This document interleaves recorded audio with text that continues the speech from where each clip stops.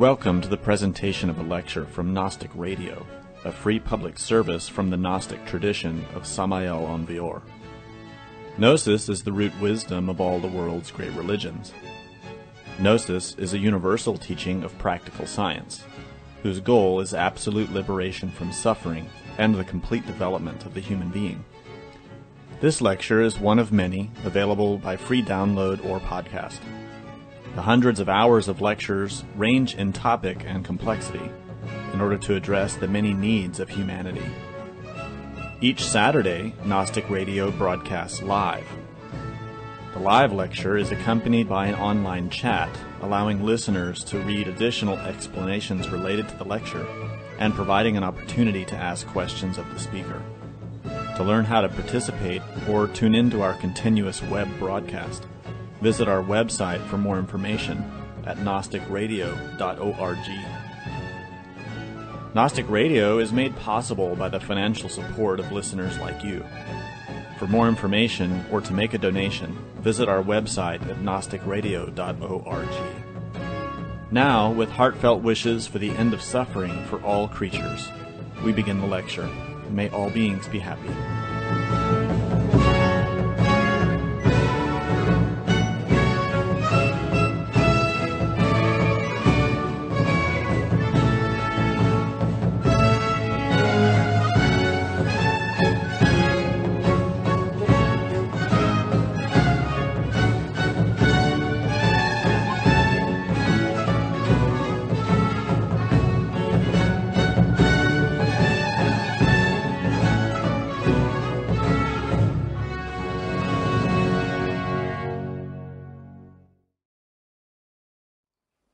Ayin is the 16th Hebrew letter.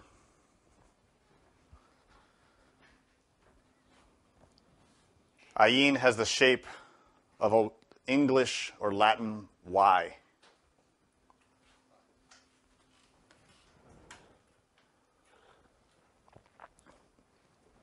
In order to understand the Ayin,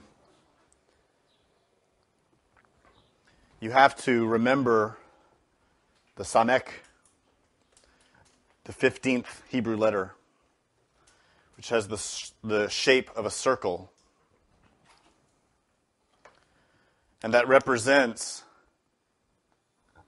the power of the Ein Sof, the beginning and the ending of all things. That limitless nothingness at the base of everything.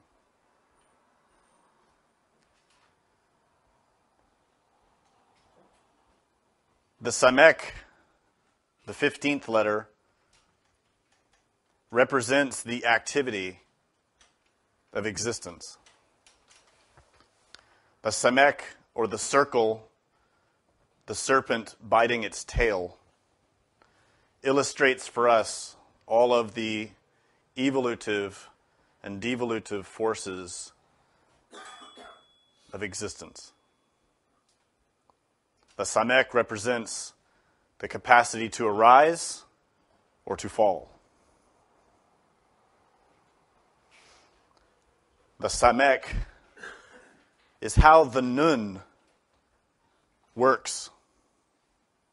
The Nun is the 14th Hebrew letter, which has a shape somewhat similar to a square haft, split. And if you took a nun, which represents the fish that swims in the waters of life, and you make that nun active, it spins, it goes into motion, it creates a circle, which is Samek. So when that 14th Hebrew letter, the Nun, is put into activity, it activates all the forces of the Ein Sof, the primordial energies of existence. Yet, the direction of that spin is determined by your will.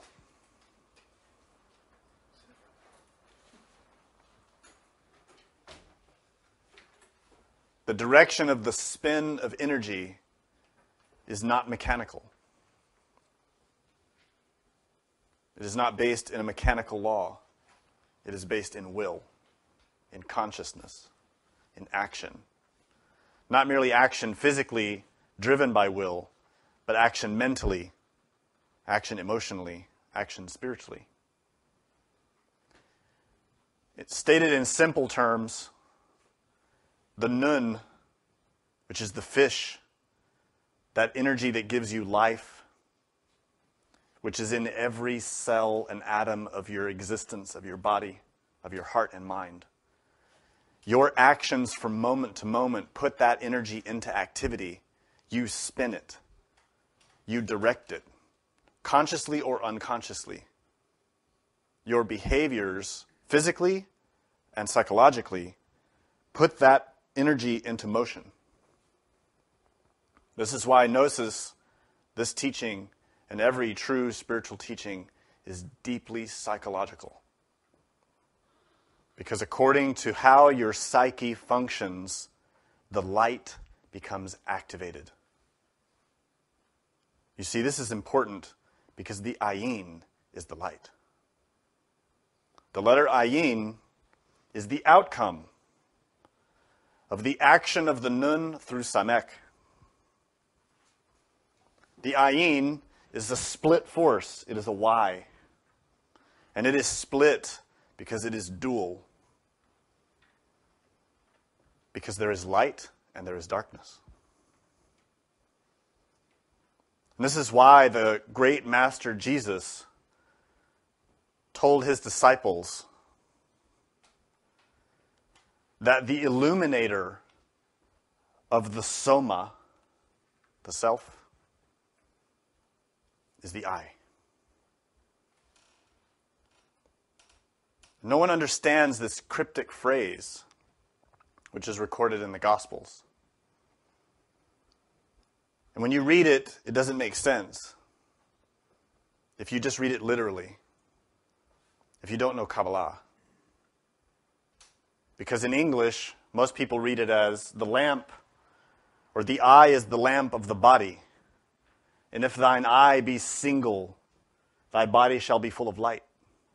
But that doesn't make any sense. How does your eye become single?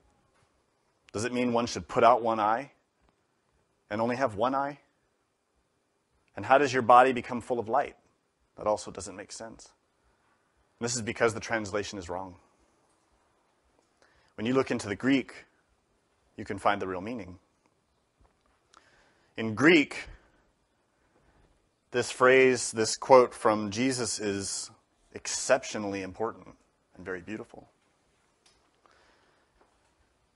Retranslated from the Greek, it says, the I is the illumination of the self. The I is the Ayin. In Hebrew, to say your eye, how you see, is Ayin. And the character represents that. This is the split shape. You see at the top, two yods, your two eyes. But in the context of Gnosis, in the context of real Christianity, these eyes are not physical.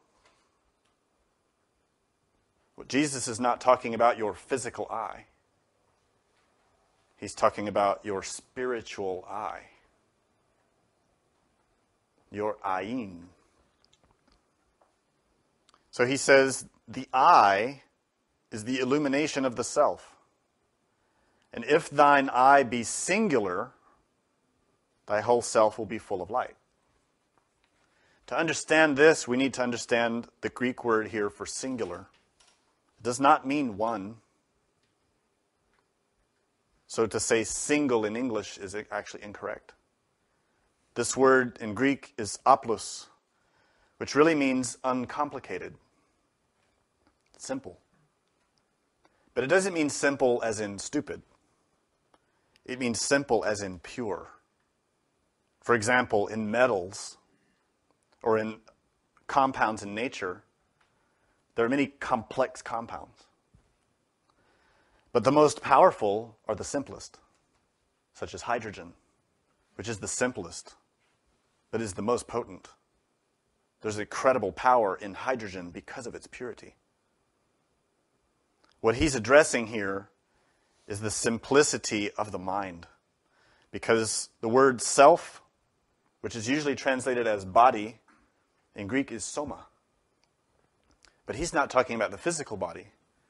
He's talking about soma suchikong in Greek, which means the soul image.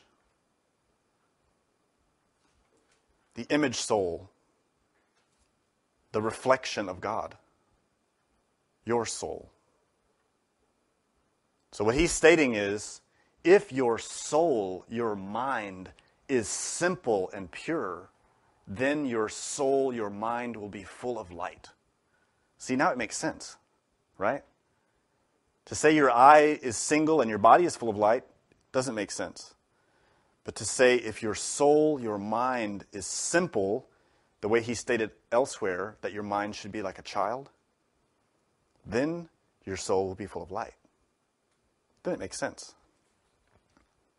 And he says further, yet, if thine eye be impure, thy whole soma shall be full of darkness. Therefore, if the light that is in thee is darkness, how great is that darkness? The word here for light in Greek is phos.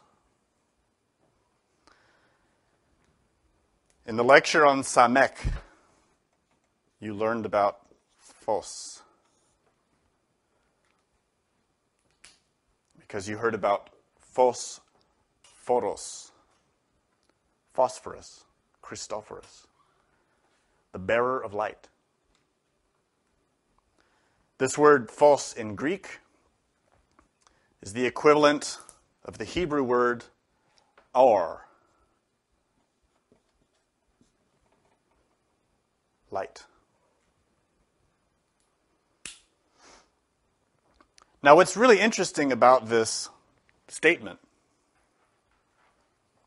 is that immediately afterward, he says this, take heed, therefore, that the light, phos, which is in thee, be not darkness.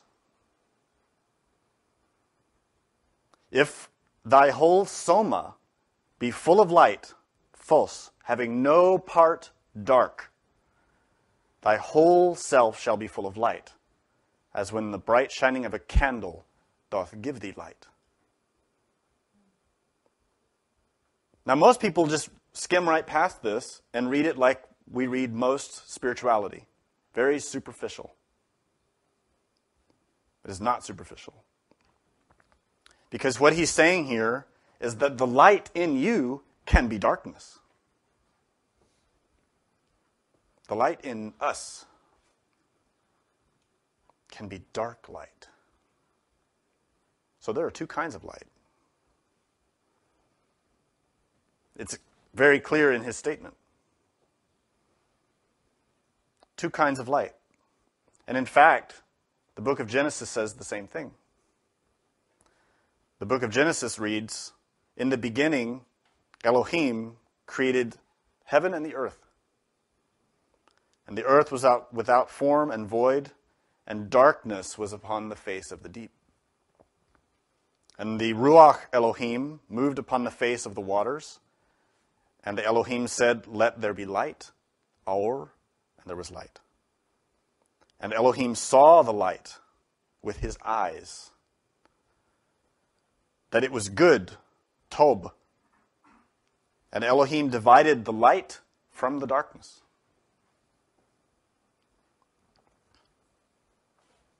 This is an alchemical phrase. It is psychological. It is not physical.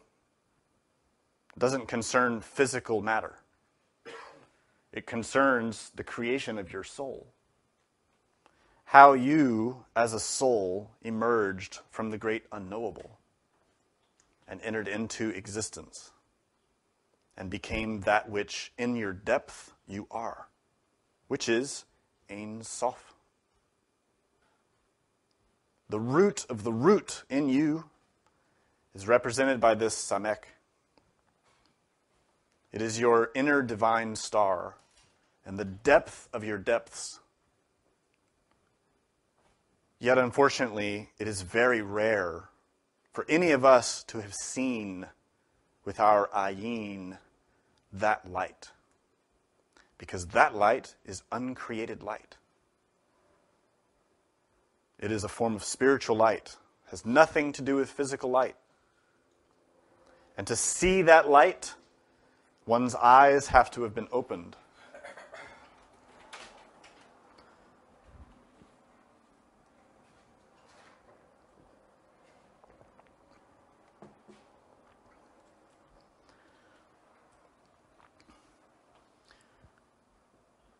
Adam and Eve, by misunderstanding, by making a mistake, had their eyes opened. But by making the mistake, by being tempted.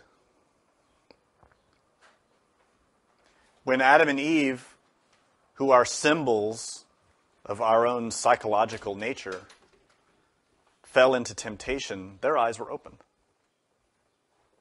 But when their eyes were opened, they didn't see what they should have seen because they fell into sin, into mistake. What they saw instead was the doors opening to suffering. They saw the darkness. You see, there are different forms of darkness to keep in mind here. Sometimes the Ein Sof, which is at the top of the tree of life, symbolically, is described as uncreated light, which can be said to be dark, because we don't have the eyes to see it. Our own Ayin have not developed so that we can see that supernal light. So to us, it is darkness.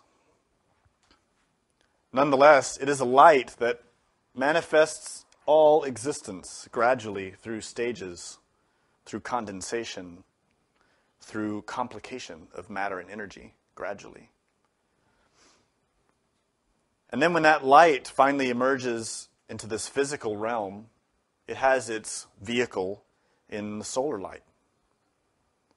But that spiritual light of the Ein Sof, which we call the ray of creation at this level, continues to descend in order to create the inferior darkness, or the inferior chaos, which we call hell, or the abyss. That is still that light, yet inferior, modified, flowing down through the depths of the mind. When we dream, when we fantasize, when we imagine our desires, we are utilizing that dark light. What we see in our nightmares is that same light of the Ein Sof, but inverted, negative. It is still light, but dark. This is what Jesus is describing. If that light in you be darkness, how great is that darkness? In its core, the light is Phos, or in Hebrew, it is Lucifer.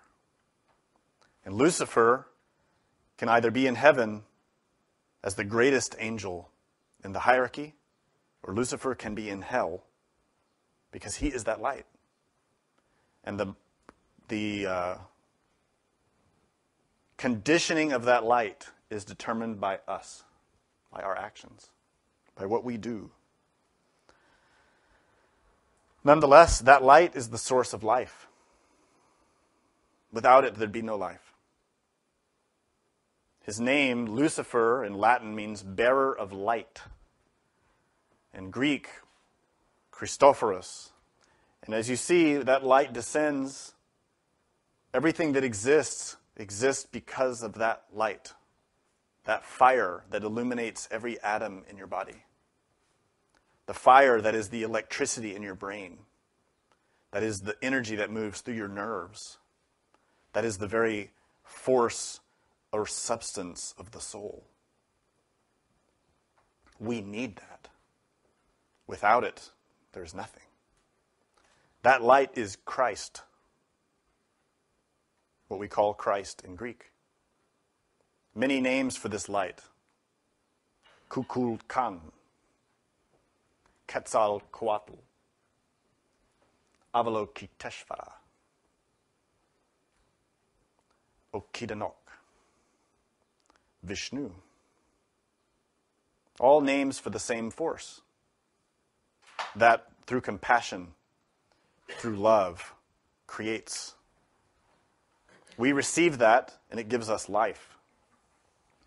Yet in the book of John, it says, in the beginning was the Word, Logos.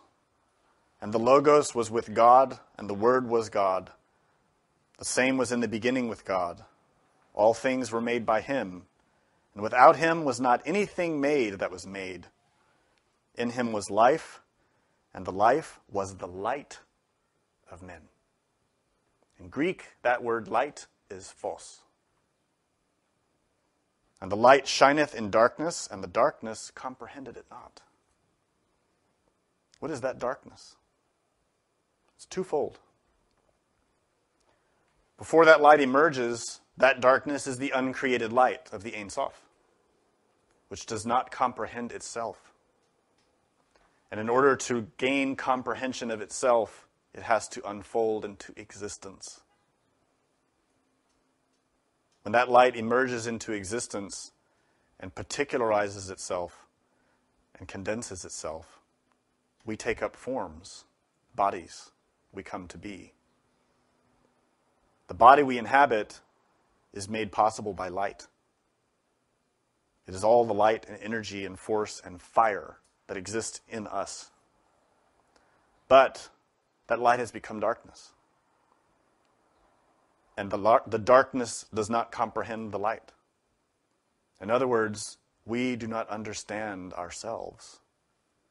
We do not understand where we come from. We do not understand why we are alive and what life is and how to use it.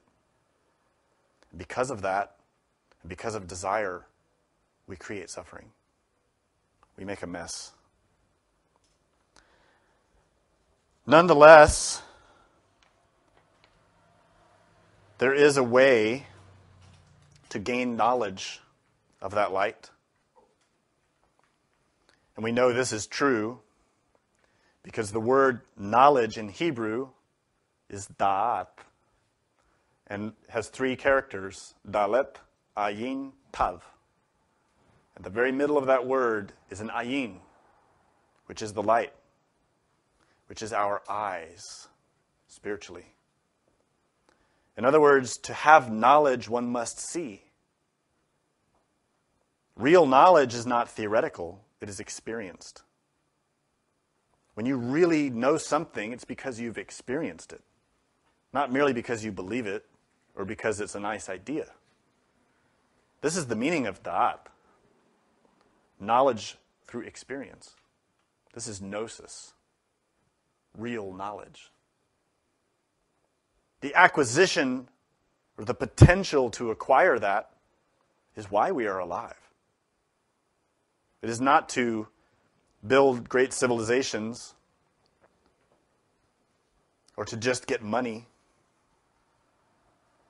or to just have kids. On the end, we die. What is the point? We cannot take anything with us at the moment of death except what is in our soul.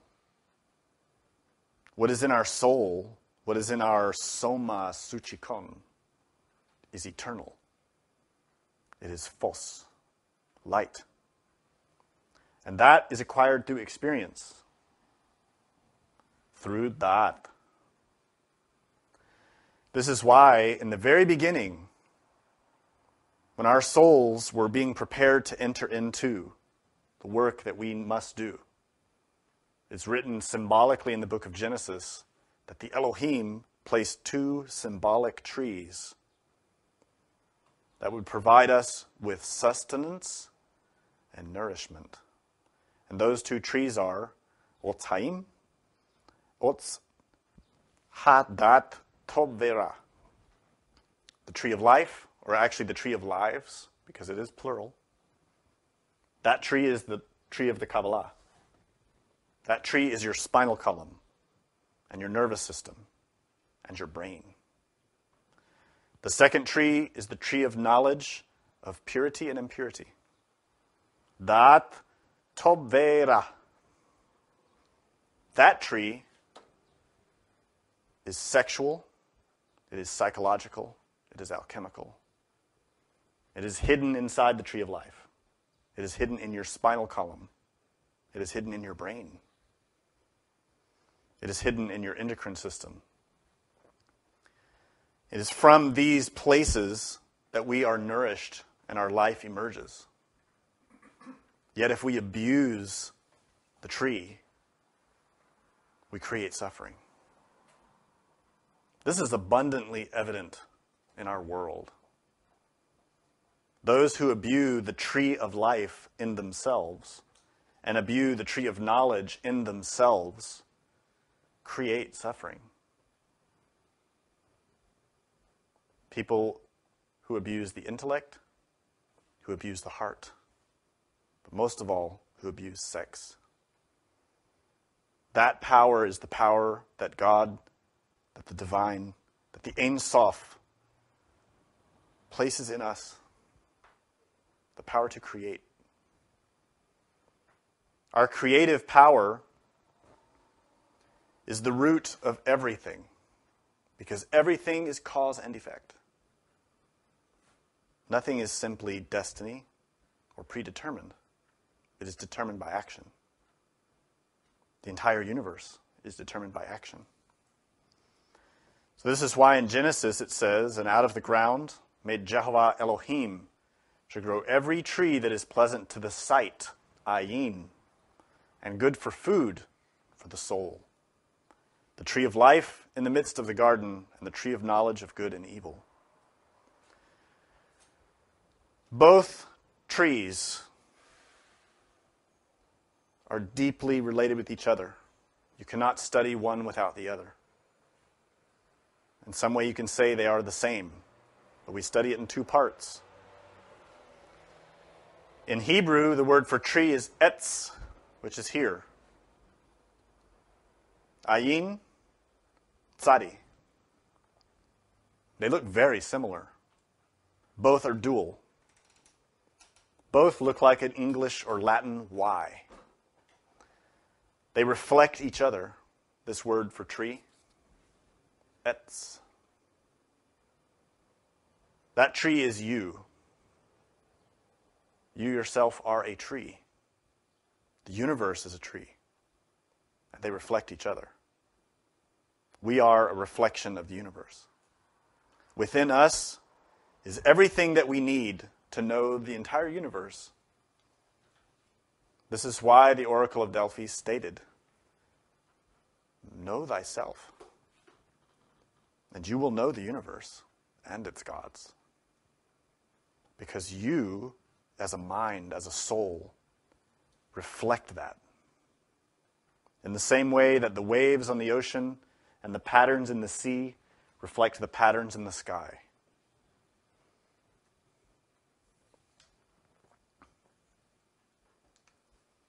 Through the trees, these symbolic trees, Adam and Eve received the nourishment and sustenance they needed in order to grow. And in the Garden of Eden, Adam and Eve spoke with God, talked with God, knew God, walked with the divine. There was no mystery there for them. There was happiness, innocence. That state is symbolic of a state previous to sin, to Ra, impurity. It is a state previous to having knowledge. It's a state that we have forgotten. Nonetheless, we pass through a reflection of it, because nature, in all of its beautiful processes, recapitulates states. When organisms develop and they pass through all the embryonic states of their early life, those states are recapitulations of their early stages of development, past times. Therefore, when we are children in the womb, this is a state that reflects the early ages of the evolution of our consciousness. It is like a mirror. And by studying the development of a fetus in the womb and its emergence from birth, we can understand our development as a soul, as a psyche, in past ages. You see, that child in the womb is in darkness, in ignorance, without sight, without vision, in the womb. And as a soul, we were once that way, represented by Adam and Eve. But unfortunately, our birth, spiritually, was corrupted, because we were introduced to a mistaken concept, to eat of the fruit and to break the law. Therefore, in past ages, Chava, or Eve, a symbol of the sexual organs, ate of that fruit of the tree of knowledge and acquired knowledge. But you see, Da'at is a duality. The tree of knowledge of Tob, Ve, Ra. Tob means goodness. Ve is and. Ra means pollution, impurity. When we as an ancient humanity ate of that forbidden fruit, we discovered impurity, sin. How to break the law for personal pleasure. We didn't care about the consequences. We still don't.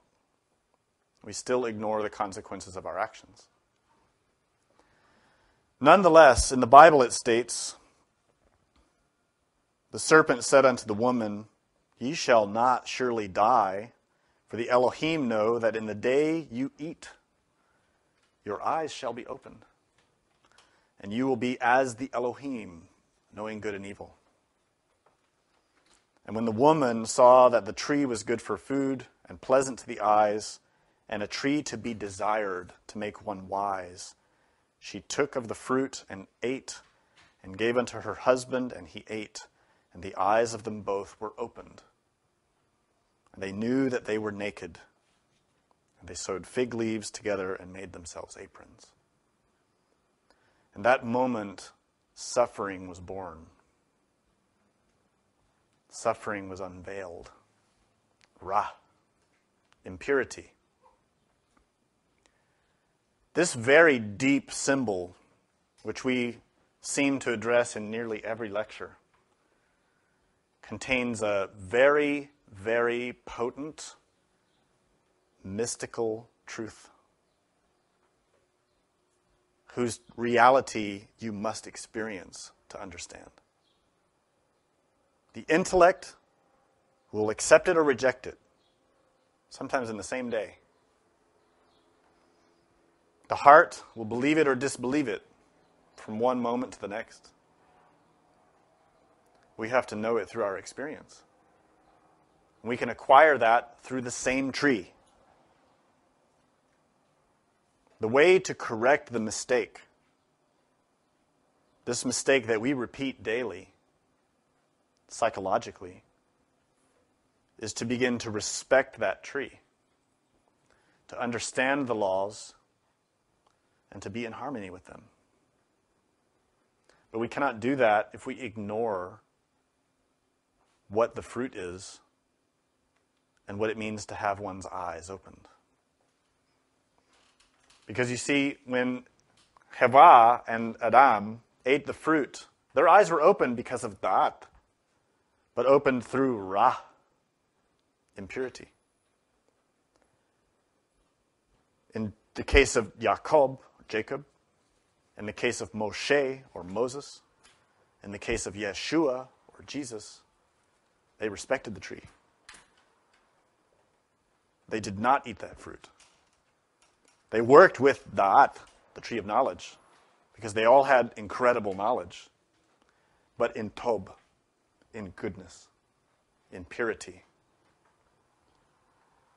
Psychological purity, mental purity, sexual purity, spiritual purity. This is the requisite. And when we accomplish that, when we are in our daily life, our moment-to-moment life, following the instruction of Jesus, which is, take heed that the light which is in thee be not darkness. This means that we are watching our mind continually to see that light within, to turn our eyes inward and to look at our mind, watching for that modified light, which is not of God, which is not of the soul, which is not of the Elohim, but is darkness, Ra. And by doing that and succeeding in that, we can free the pure light, symbolized by Eurydice in the Greek mysteries. Eurydice, the spouse, the true love of Orpheus, who became trapped in hell,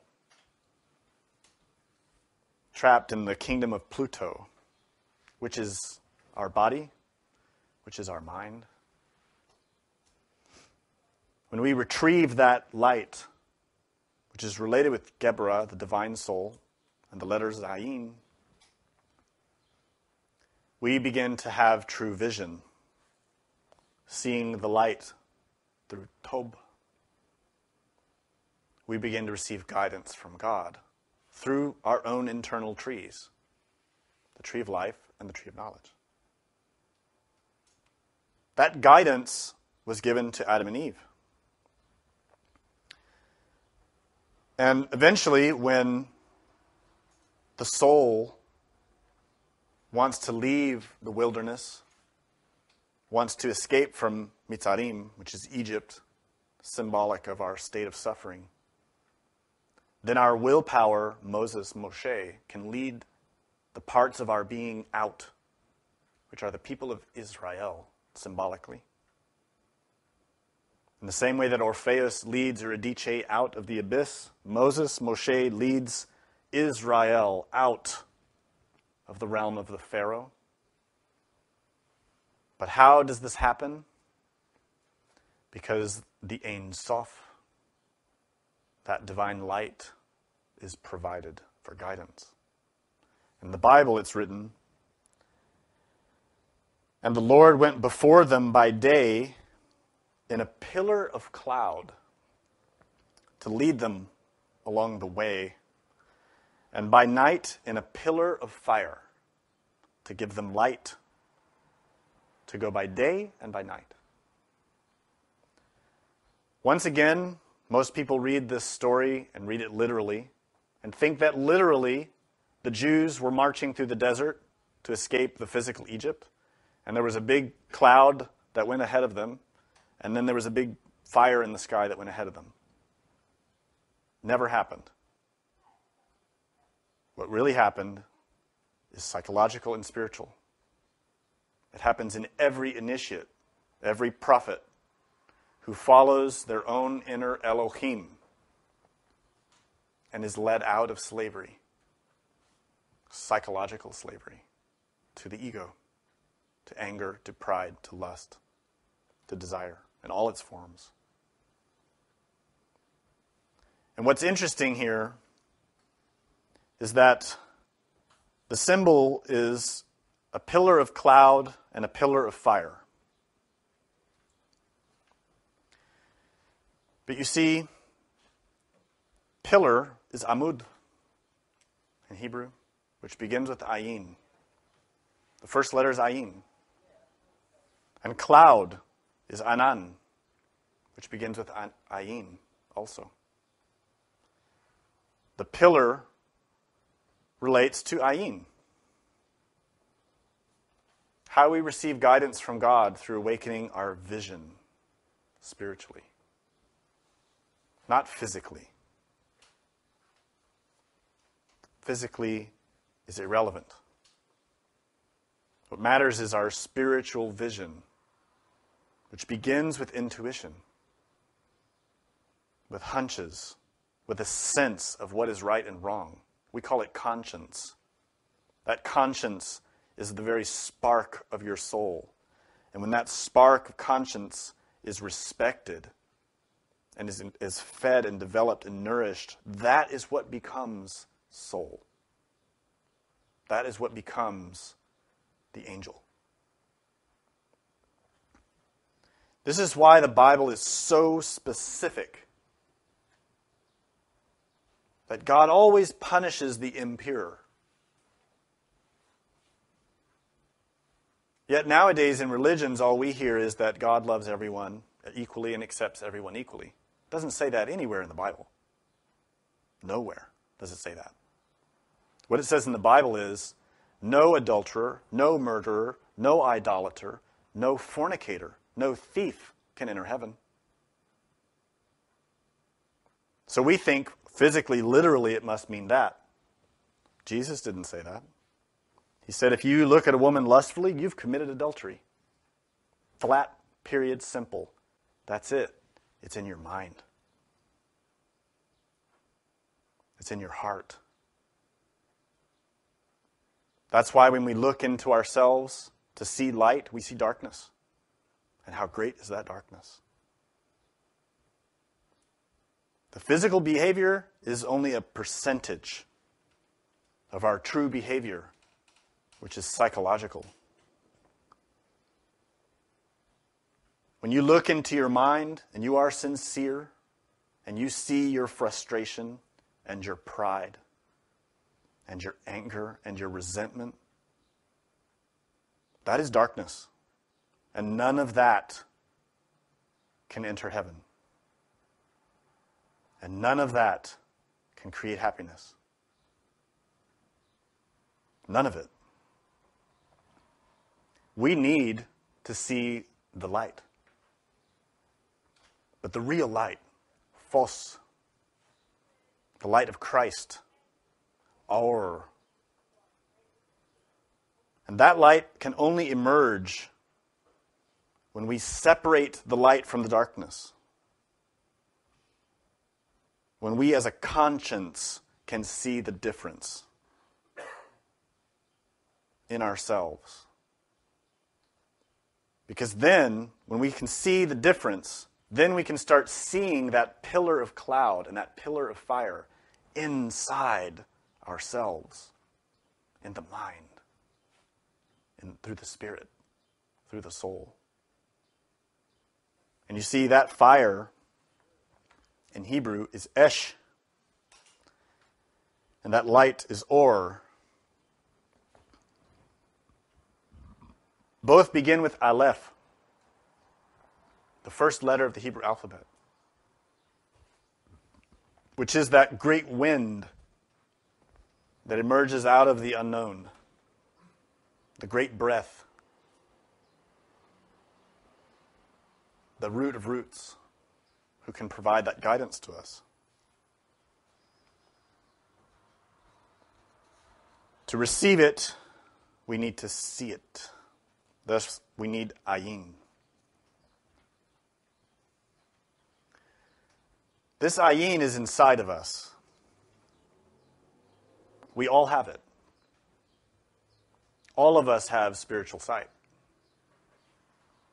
In New Age terminology, we can call it clairvoyance. But this term is a little bit misleading because some people think only some special people have clairvoyance, and that if you pay them a lot of money, they can give it to you. That's a lie. The term clairvoyance was an invention used to hide something that's actually very simple.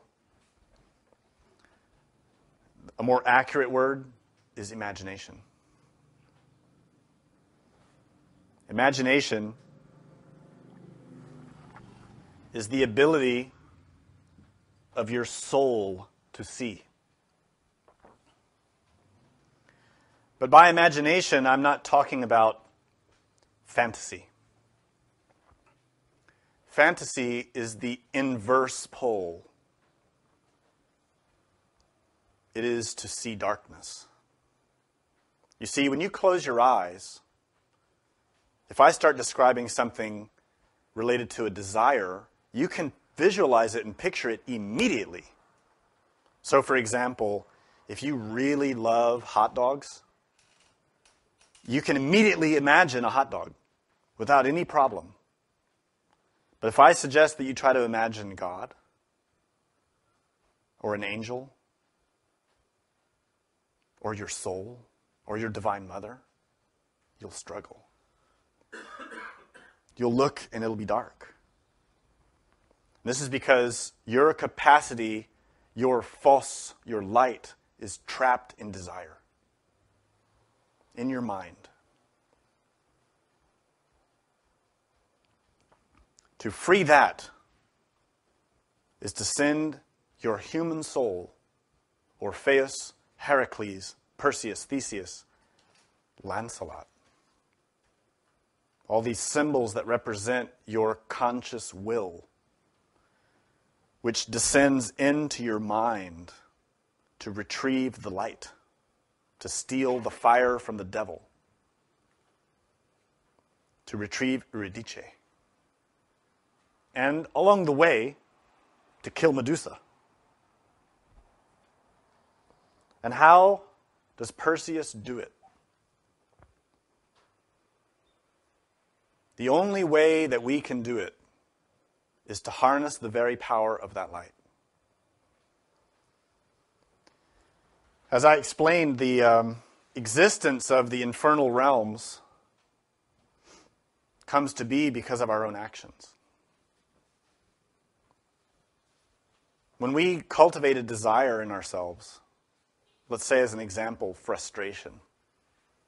When we become frustrated, that's a form of anger. There's a lot of energy there, psychological energy, that even you can feel physically. It comes as tension or aggression.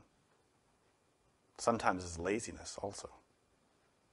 But that frustration, when we don't comprehend it with the consciousness, it creates a mental formation.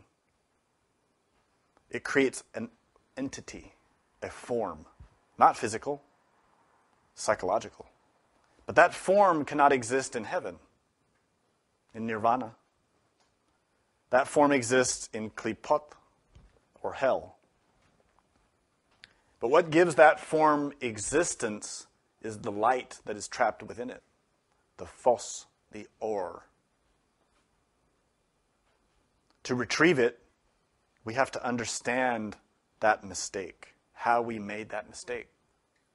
This is why in this tradition we study meditation. Through meditation, we analyze the contents of our mind in order to analyze and understand our mistakes and to correct them. This is very, very difficult to do. And it says in the Bible, and this is the condemnation, that light is come into the world, and men loved darkness rather than light, because their deeds were ra, or impure. For everyone that doeth evil, or impurity, hateth the light, neither cometh to the light, lest his deeds should be reproved. But he that doeth truth cometh to the light, that his deeds may be made manifest, that they are wrought in God. You see, when I start talking about this stuff, people get uncomfortable. Start fidgeting. Because we don't like to see the contents of our mind. We don't like the light to be shown upon our anger and our lust and our pride. We like to think of ourselves as saints, as good people. But the truth is otherwise. And every prophet who said so is condemned and hated by the populace. That's why they tortured Jesus, why they imprisoned Peter, why they beheaded the martyrs and burned them. We don't like to hear about our own culpability. Nonetheless, through introspection, through looking with our Ayin within, we can start to see the truth of ourselves. This is not a pleasant thing to see. And most people run away. Most people run to another teaching that makes everybody feel good. It gives them an insurance policy for eternity. That if you believe or you give a certain amount of money, you'll go to heaven. The facts are, only the pure receive the light because they become one with it. The light is within us. The light is there. It just needs to be awakened. It needs to fill us in the way that Jesus said. But it can only do that if the darkness is removed. Look within your mind. Where do you see light? Watch your mind from day to day. Where do you see true selfless love? Even in what we call love, it's usually selfish. It's usually for me, to make me feel good, like I'm a loving person. I did this for you. See how good I am? That is not love. That is pride.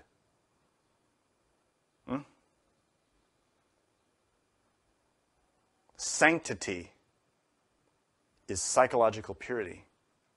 It is light.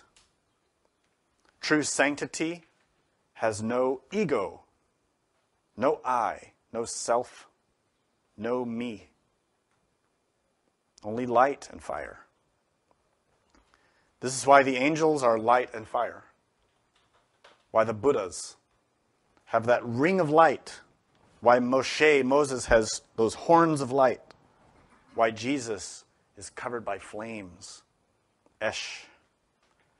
That is purity. That is that pure light of the Ein Sof Or that irradiates from them. Adam and Eve once had that. Adam and Eve were pure, innocent. We were once that. And as children, we taste it. This is why we look back on our childhood and we long for that innocence. And when we see a baby and we see that purity and innocence in them, we long for it in the depths of our heart.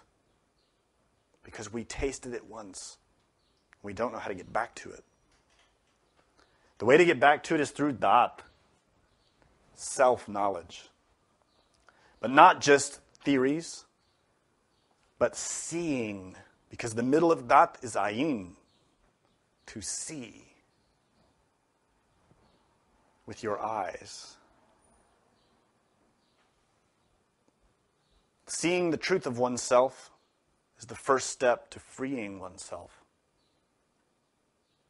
In other words, we have to become our own maker. A master is a product of one's own deeds. No one makes a master. No one makes a Buddha but themselves. They do it through their own action. And they arrive at that state through knowledge of themselves.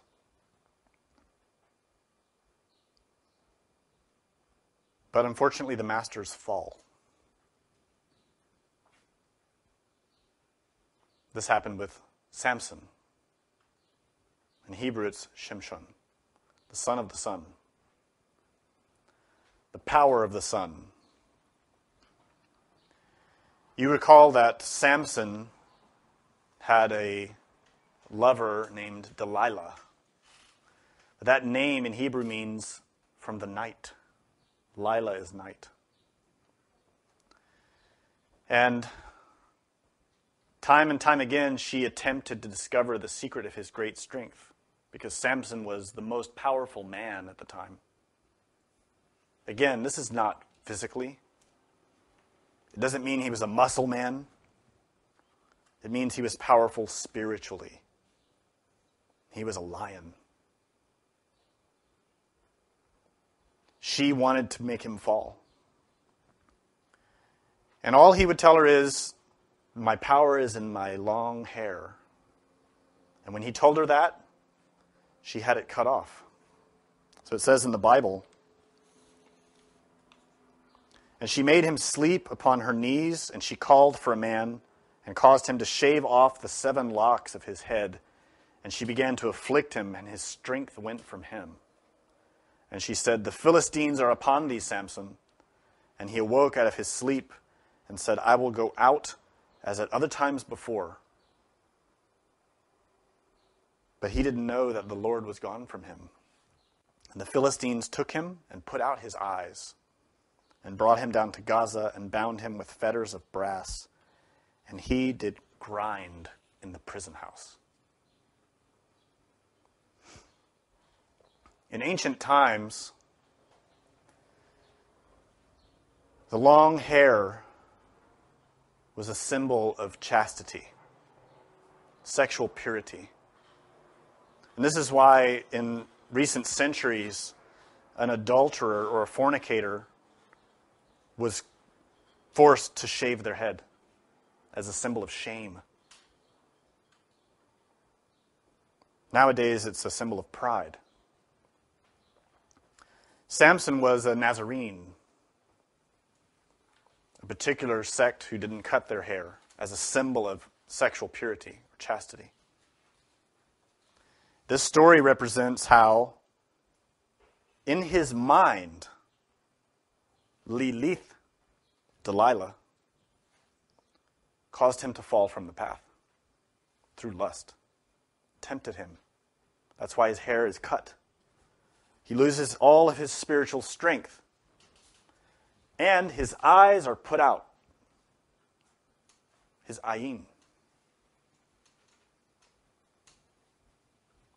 As I explained to you, Ayin is the 16th letter which comes after Samek. And Samek comes after Nun.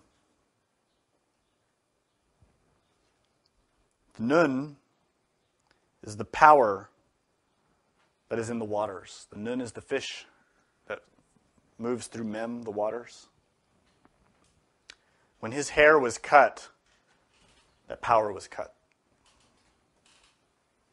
When he lost his chastity, when he fornicated, when he became an adulterer, he lost his eyes spiritually. In other words, instead of taking from Da'at goodness or Tob, he took Ra, impurity. And he became blind to God. The strength of God left him. And he was put into a prison house, which is hell, Klipoth. In other words, he came to where all of us are, in darkness. It's sad, but this is what the Ayin represents. These 2 potential outcomes. That's why there are 2 parts. You see, the Ayin, in its shape, the longer line is a letter Nun, extended. And if you recall from the lecture about the letter Nun, Nun relates with your heart and with your sexual organs. The Nun is the seed, the fish, the sperm, and the ovum. But that is also in your heart, the Adam Nous, related with Noah, the one who receives guidance from God. The son of Nun, Yehoshua, in the heart. When that power of Samek is activated, that Nun has a Zayin on its side. That's what forms Ayin. The letter Zayin relates to the woman, to Eve, but also to the capacity of the consciousness to see. It's related with Geburah. You see, there are many mysteries, beautiful Kabbalistic things hidden in this simple shape. In the Ayin is the danger of falling. In the Samek is the danger of falling. In the Nun is the danger of falling. But without that, there would also be no opportunity to rise. Because you see, the Samek, which relates with Lucifer, is how the power is activated and shown to us. Through our Ayin, we see it. Then we have to decide, how do we act? How do we behave? What do we do? If we conquer temptation, the result is light. If we succumb to temptation, the result is suffering. The light of the supernal light, the light of God, which Lucifer, the bearer of light, brings and says, what will you do in this situation that I've given you in your life? And we look with our spiritual vision into our mind and we see desire. Usually, we go with the desire. And that light that Lucifer has brought turns into Esh, fire. And we become burned. We suffer. This is hell. Maybe you haven't realized it yet, but all of us are in hell. That hell is psychological. It is your mind.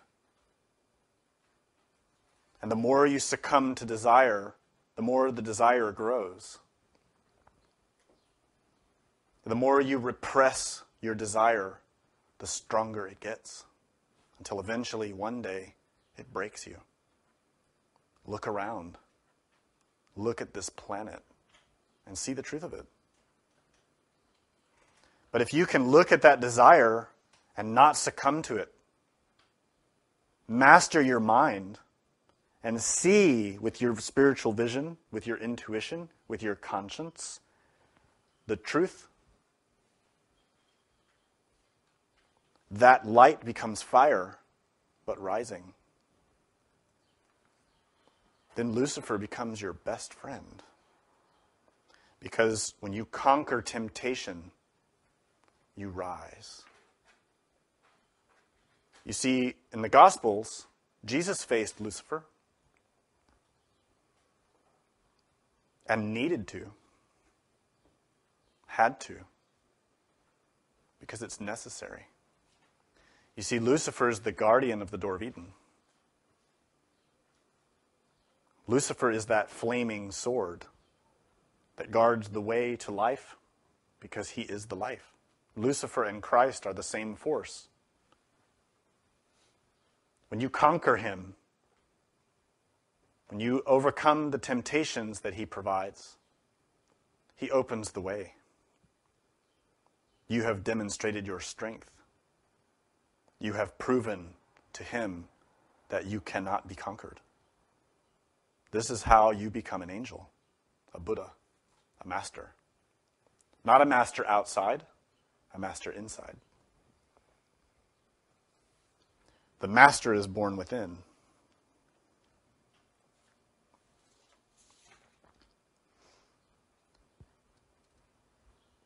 Unfortunately, most people don't do that.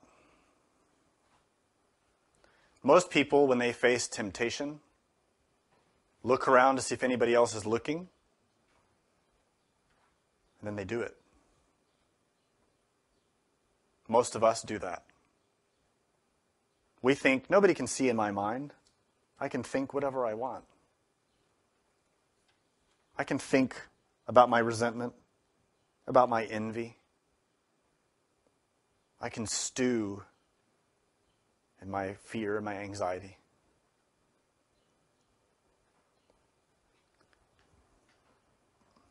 We don't realize the consequences of those behaviors. In every moment, light is flowing through our nervous system. flowing through our consciousness. When we remain asleep, mechanical, unaware of ourselves, just being pushed along through life by that surge of desires in our mind, this Ayin becomes Ayin Ra. Have you ever heard that before? Maybe not in that language, but you've heard it in English. It's called evil eye.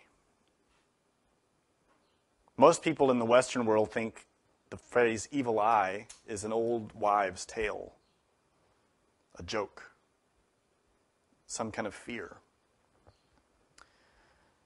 But it is necessary for us to see the truth of it, that all of us have the evil eye, because our eye is Ra, impure. When Jesus said, when we look upon another person with lust, we have committed adultery. That is a form of the evil eye. That is an eye that sees through desire, that does not see the light unmodified. The gross form, the worst form of the evil eye is actually a spiritual power. It is an ability for a person who is so filled with malignant desire, hate, pride, but especially lust, for that force to emerge from them and affect someone else, often unconsciously, but some do it consciously. This is what's traditionally referred to as evil eye. If someone looks at a child that way, the child can die.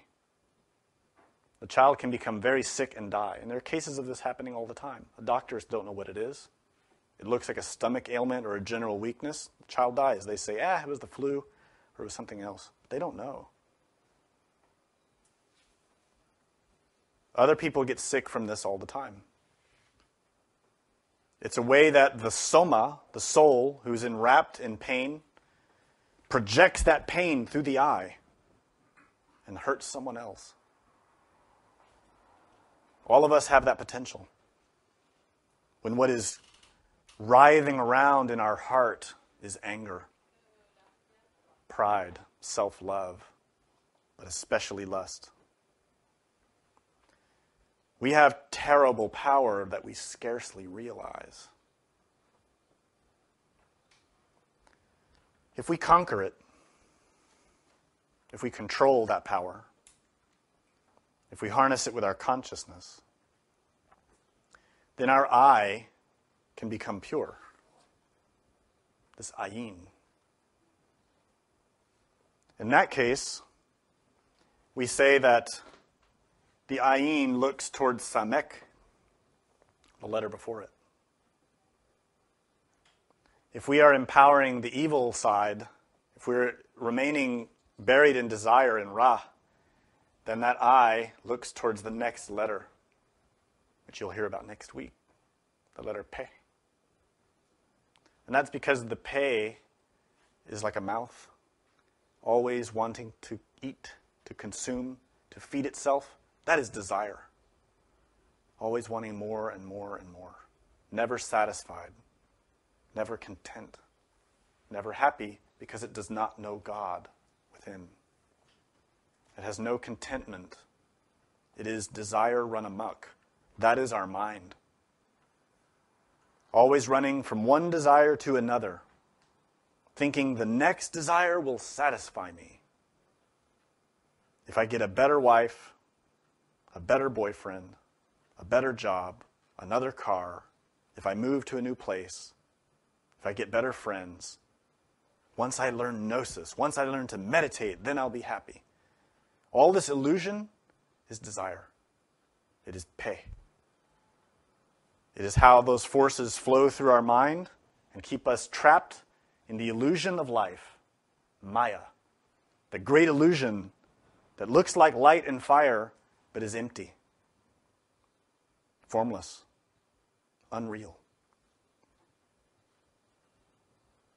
To really understand Ayin, you have to meditate. You have to close your physical Ayin, your physical eyes and open your internal eyes. This is not easy. But by harnessing the forces within you, you can do it. And by reflecting upon yourself, you acquire knowledge. That knowledge has Ayin in it, insight, understanding, wisdom, Hokmah, Christ. And when that begins to emerge inside of your mind, you become a different person. Distinct. Different. This is how your whole self becomes filled with light. This is how your Ayin becomes filled with light. And that way you can return to Eden, the state of happiness.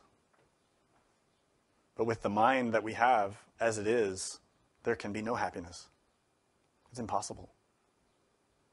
The mind we have creates suffering and sustains it. To have happiness, the mind must change. The only one who can do that is you. No one can come and save you from yourself. You have to save yourself from yourself. Do you have any questions? Yeah. How we talk about changing the mind, and in reality, the mind is the object and the subject. The mind studies the mind, like I always say.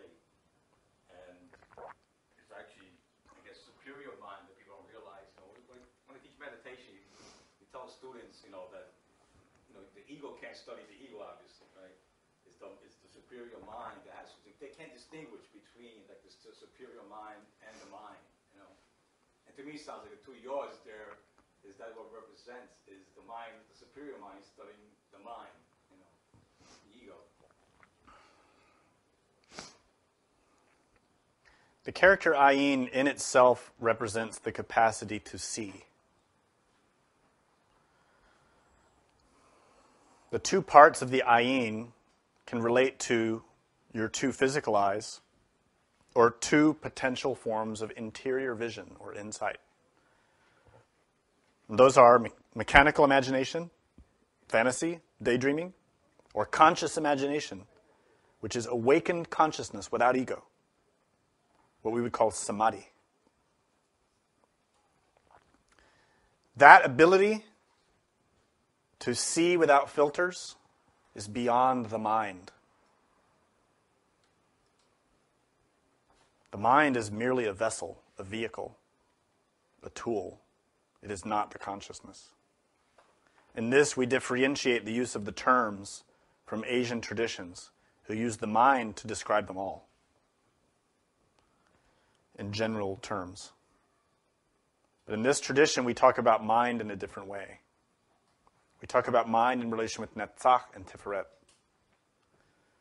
Concrete mind and abstract mind, two forms of mind.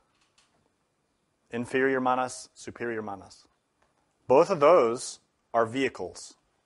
On the tree of life, Netzach and Tiferet. The mind studying the mind is too inclusive. What we need is to get outside of the cage to see the cage. You cannot see the cage of the mind if you're in it. You cannot see yourself if you are trapped in that self. The state of samadhi is where the soul escapes from the cage and can see the cage for what it is. That can only be known through experience. There are many kinds of samadhi. Some forms do not include that escape from the cage. If you meditate, you may spend a long time with your eyes closed and seeing darkness and just struggling against thoughts, feelings, emotions, memories, and all of the chaos that surges in the mind. You may struggle for years.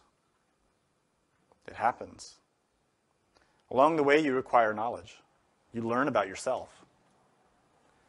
But at some point, when you do not desire it, when you do not expect it, you will suddenly realize that you are seeing more clearly than you can see with your physical eyes.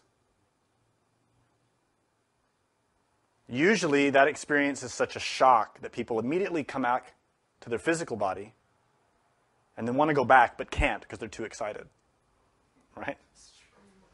And then you'll spend another few years trying to get back there because you have a desire now to return to that state. Desire cannot enter there unless you're a black magician. Because if you walk the path of Ra, then you use desire to create that state of consciousness. But it is dark light. It is vision in hell. There are many who do that. If you want to learn that, there are thousands of books and schools that can teach you that. And they'll charge you for it. And you will pay. Now and later. Such a person in the Bible is called a diviner, a soothsayer. It's very easy to do that. Very easy. Many people do it with drugs. Psychotropic drugs. And they defend them vigorously. And there are even Gnostics who do that. That is not the way.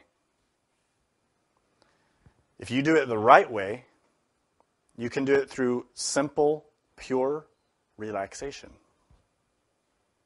When the mind becomes very relaxed, of course the body has to be relaxed first, and the consciousness is attentive, that door of samadhi will open on its own, because that is the natural state of the mind. In that case, when that happens, you see clear light. In Tibetan, it's called rigpa. The clear light of the mind. That is the natural state of the mind. It is a state of plenitude, of beatitude, of happiness. Bright, clear, beautiful, without desire, perfectly happy. That is your natural state.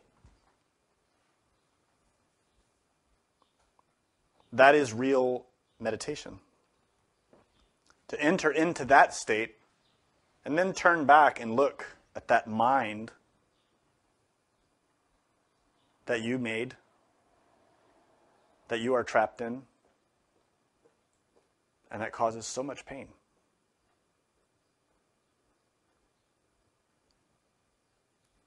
This is why meditation is so important. We cannot emphasize it enough. It is so important. If you do not meditate, you will never understand Gnosis. You cannot. The experience of it is what teaches you. Not books, and not other people. Experience. Unfortunately, many of us get into habits with our meditation. We develop concepts and ideas, and we think it has to be in a certain way, and we get stuck in that. Real meditation only arrives when the mind is completely free of all prejudice, every kind of political affiliation, every kind of flag, religion, concept, theory, master, school, book, theory, belief, everything. Whoops. The mind has to be completely free of all artifice. Not even the sense of I, self, can be there. Not even that. So when we meditate, this is the state we cultivate. We look within to see, what is it that I am trapped in now? First is the physical body. We have to relax the physical body and forget it. Then it's the emotions. We have psychological mood or state. A little excited, a little depressed, a little happy, a little irritated. We have to escape that. Then the mind. Thoughts, memories, desires, worries, anxieties. What am I going to do tomorrow? What about next week? What about this problem? What about that problem? All of that has to be quiet. It doesn't become quiet by force. It becomes quiet when you stop feeding it. When you separate yourself from that and you let the thought go, and your consciousness remains in place. Attentive, relaxed. Right then the door can open. There's no more magic to it than that. It is a way of positioning your attentiveness in a state of perfect relaxation. And when that state is perfect, the door opens. Samadhi. Vision. You could call it clairvoyance. You can call it a vision. That is how you will learn. This vision of comprehension of the ego. I mean, this is the only way you're going to comprehend the ego. It's the only way you can fully comprehend the ego. You can comprehend the ego while you're in your physical body, just watching yourself. But to fully comprehend it, you cannot be inside of your ego, inside of your mind. You have to get out of the cage. I'm conscious of being unconscious. And through my meditations, what happens with myself is to get myself, relaxed. But the dialogues run through. So I don't know if you're saying this. It's just because I'm always getting in my way. So if you just see it and then let it go instead of forcing it, is that? You have to listen to your intuition, because in each context, there is a way to disperse the power of that distraction. In some cases, it's simply by not paying attention to it anymore. In other cases, you need to turn your attention fully upon it in order to understand it. Not to become identified with it and lost within it. To remain distinct, but to see it for what it is, long enough that you know what it is, and it will naturally disperse. But to know when to look in and when to look away is intuitive. That's how the conscience comes into play here. An important point. Your consciousness, the soul, the essence, that which should meditate, is directly connected with God. It is connected through Ayin, this half of the Ayin. Right? Ayin represents how the human soul, the Vav, is connected with Kabbalah, the divine soul, which is that ability in the consciousness, which is in Sanskrit called buddhi, to reflect. It is the ability of the soul to see. That capacity comes into play when we listen for guidance intuitively.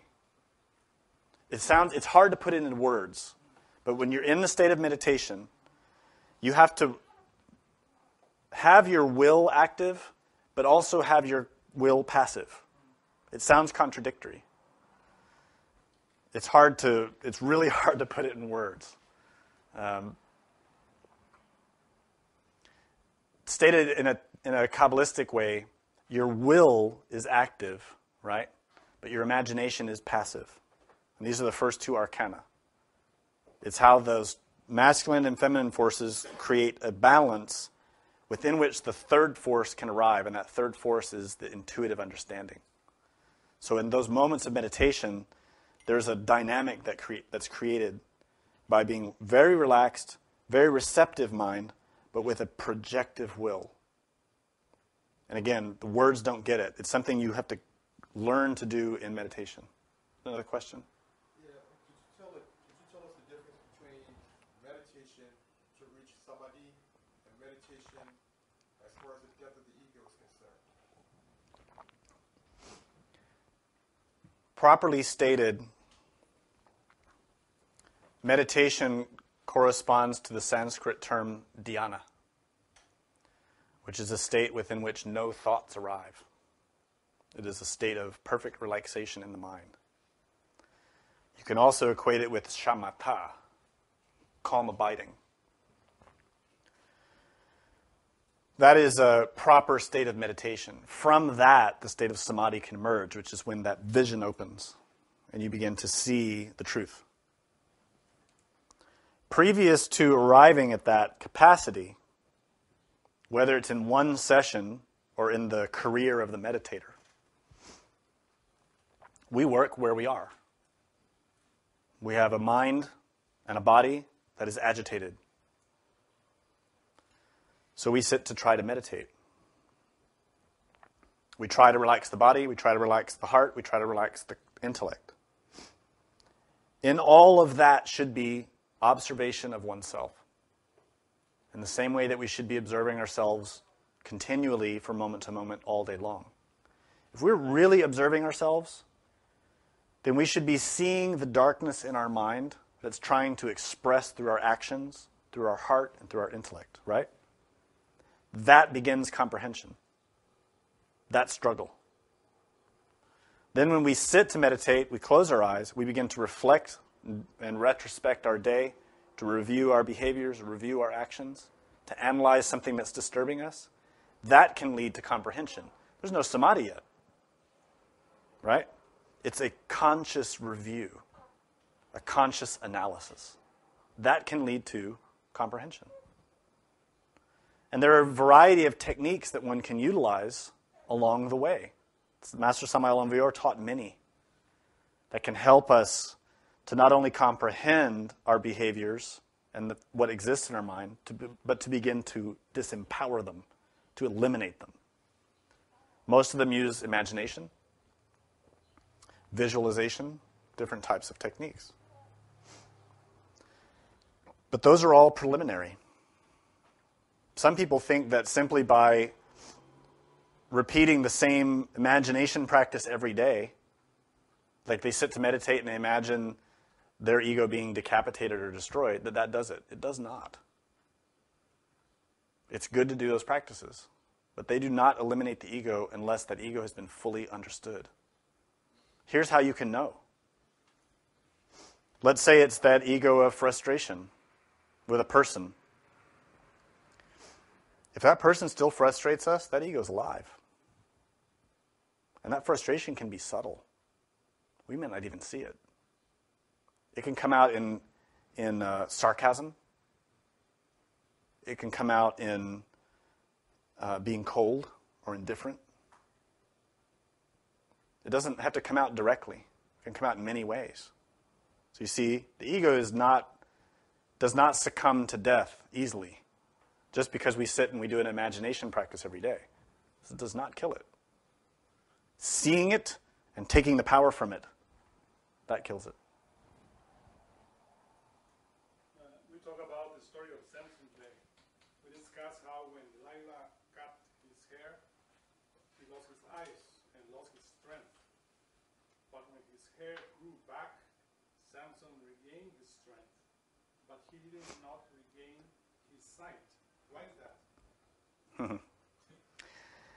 The question is, how is it that Samson, having fallen, recovered his strength when he grew his hair back, but he did not recover his sight? Well, this, unfortunately, is a symbol of karma. It's a symbol of having a debt.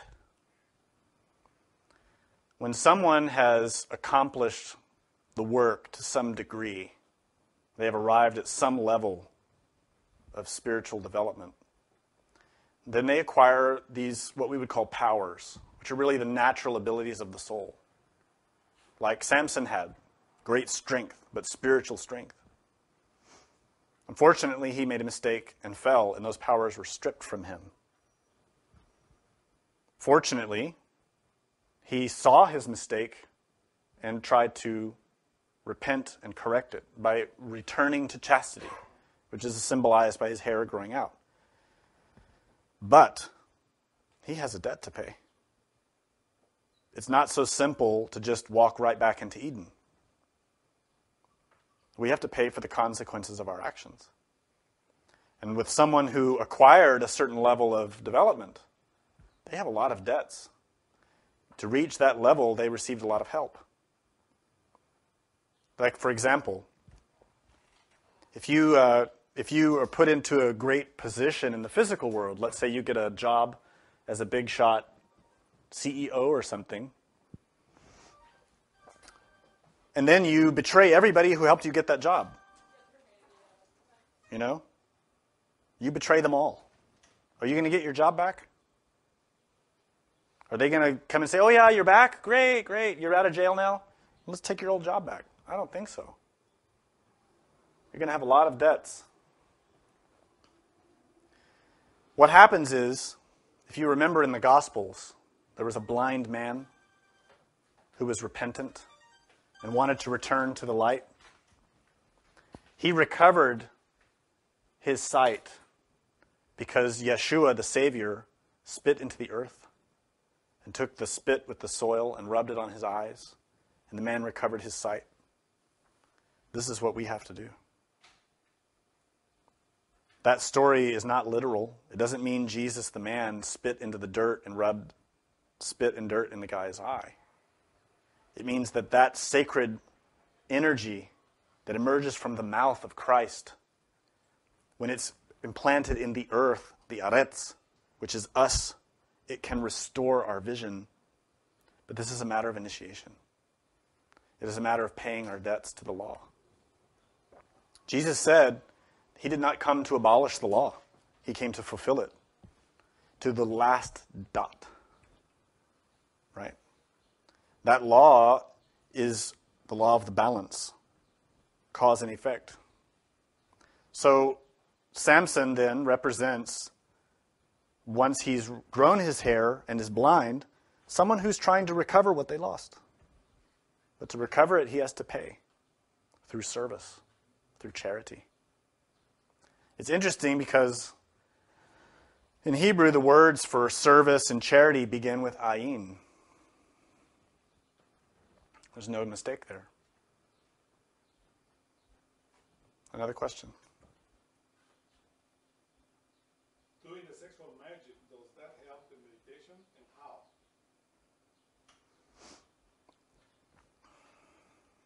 In many books and lectures, Samael Aun Weor explained that meditation is empowered by transmutation. For the single person, the practice of something like a pranayama transmutes the sexual force, the creative force, and brings it up into the mind, into the brain, into the nervous system as ohas, which means spiritual power. And this is why all of the yogis, monks, priests, nuns, yoginis, and great masters were always chaste. They restrained the sexual force and learned to use it in purity. That is the meaning of chastity. That is not something that's fun. It's something that is a law. Because when that force, as we explained in many lectures, the nun, which is in the waters, begins to return upwards through the tree of life and the tree of knowledge, it enlivens the whole tree. That's why the Psalms say that, and he shall be like a tree of life planted by rivers of water. And why Jesus told the Samaritan woman at the well, if you want the waters of eternal life, bring your husband. Those waters hold the nun. And when that nun is transmuted and the samek spins, that light comes up the spine through the tree of life in us. That's how the Ayin begins to glow. That's how the light, the or, begins to shine in the darkness. This is how God creates. The book of Genesis is an explanation of that. How that light creates in us. Therefore, the one who meditates, but who is a fornicator, is an adulterer, is fooling themselves. This is why there are many meditators who are fornicators and adulterers who have never experienced samadhi and never will. There's no energy. There's no fire. There's no life. They waste it all in desire and lust. This is why in ancient times, when a person entered into a monastery or the priesthood, they took a vow of chastity. To first learn to harness that energy and direct it inwards and upwards to awaken their spiritual vision so they could become a worthy guide. So they would have spiritual insight to see the truth and to guide their followers, their congregation.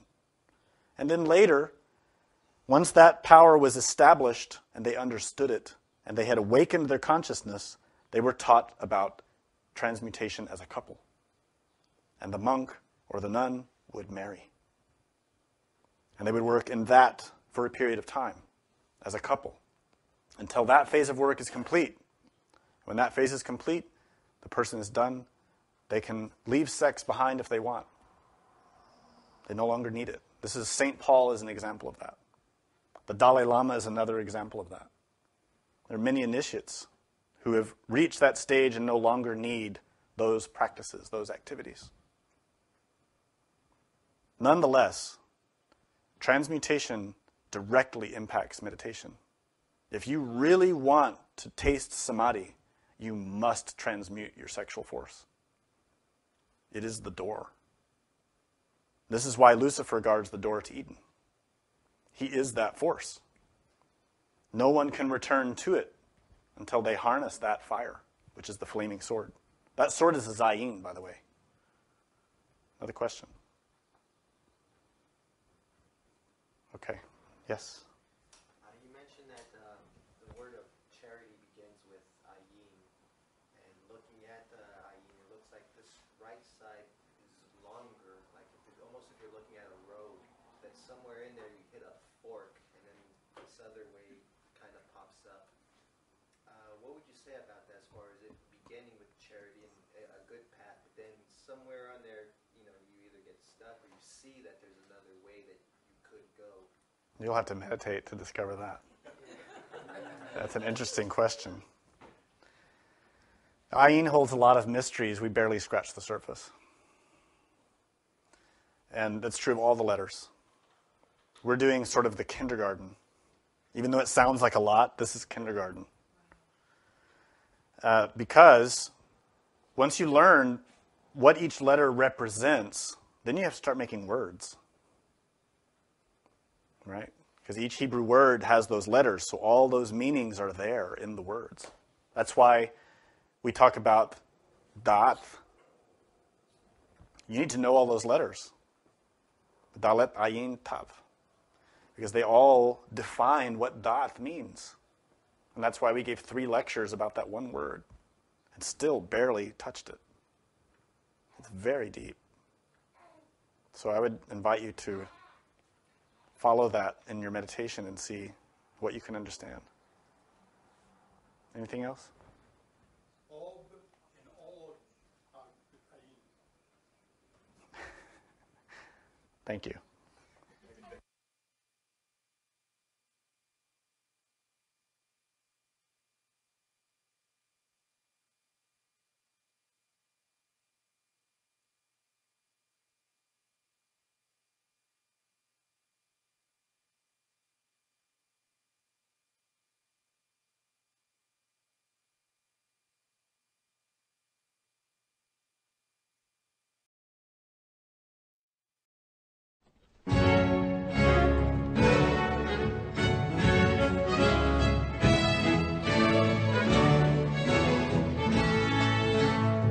The presentation of this lecture was made possible by donations from listeners like you.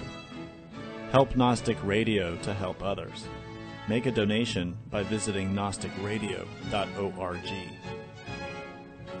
For questions and deeper understanding of this lecture, we invite you to explore the wide variety of resources available on our websites.